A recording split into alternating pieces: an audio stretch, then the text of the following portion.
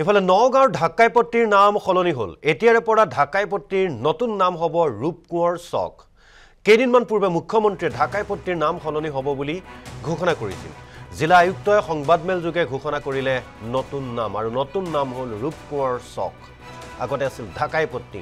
ঢাকাইপট্টি যিহেতু বাংলাদেশৰ ৰাজধানী ঢাকা, আৰু সেই ঢাকাৰ নামৰ সৈতে সাদৃশ্য থকা নাম নগাঁৱৰ মাজমজিয়াত কেনেকৈ হ'ব পাৰে বুলি বিভিন্ন সময়ত দীৰ্ঘ সময় ধৰি বছৰ ধৰি বিভিন্নজনে বিলোচনা কৰি আহিছিল, আৰু যথেষ্ট বিতৰ্কৰ সৃষ্টি হৈছিল। ঢাকাইপট্টি নাম কিয় হ'ব অসমত, কিয় হ'ব নগাঁৱত? গতিকে সেই নাম সলনিৰ দাবী উঠি আহিছিল, আৰু অৱশেষত মুখ্যমন্ত্ৰীয়ে সিদ্ধান্ত লৈছিল যে ঢাকাইপট্টিৰ নাম সলনি কৰা হ'ব, আৰু সেই মৰ্মে জিলা আয়ুক্তক নিৰ্দেশ দিয়া হ'ল, আৰু ৰাইজৰ লগত আলোচনা কৰি নগাঁৱৰ জিলা আয়ুক্ত দেৱাশিষ শৰ্মাই এই নাম ৰূপকোঁৱৰ চক হিচাপে ঘোষণা কৰে।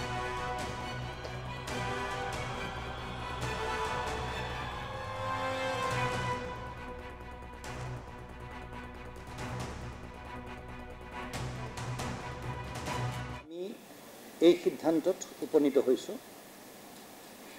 যে এতিয়াৰ পৰা আমাৰ নগাঁৱৰ মাজমজিয়াত স্থিত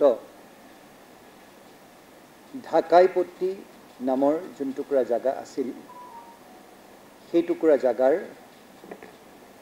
যোনটো চাৰিআলি আছে, সেই চাৰিআলিটোৰ সন্মুখত আমি ৰূপকোঁৱৰ জ্যোতিপ্ৰসাদ আগৰৱালাৰ এভাগ আবক্ষ মূৰ্তি আমি দেখা পাওঁ।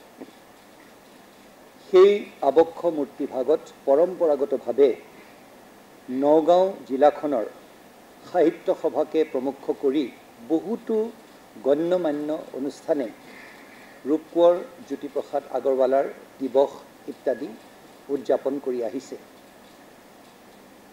এইষাৰ কথা মনস্থ কৰি যে অকল মাননীয় মুখ্যমন্ত্ৰী ডাঙৰীয়াই নহয়, নগাঁওবাসী ৰাইজৰো আৱেগ অনুভূতি ইত্যাদি জড়িত হৈ আছে, সেইকাৰণে এটা সিদ্ধান্ত লোৱা হৈছে যে এই জাগাটুকুৰা আমাৰ ৰূপকোঁৱৰ জ্যোতিপ্ৰসাদ আগৰৱালাৰ যোনটো আবক্ষ মূৰ্তি আছে, তাৰ পৰা আগবাঢ়ি গৈ শ্বায়াৰ ষ্ট'ৰ্ছ নামৰ যোনখন ষ্ট'ৰ্ছ আছে, সন্মুখত আমাৰ চৈতন্য আমি ভাণ্ডাৰখন পাওঁ, সেই টুকুৰা জাগা পুনৰবাৰ কৈছোঁ, আবক্ষ মূৰ্তিৰ পৰা চৈতন্য ভাণ্ডাৰলৈকে য'ত চাৰিআলি এটা আছে, চাৰিআলিটোৰ পৰা অকণমান আগবাঢ়ি গৈ চৈতন্য ভাণ্ডাৰ আছে, সেই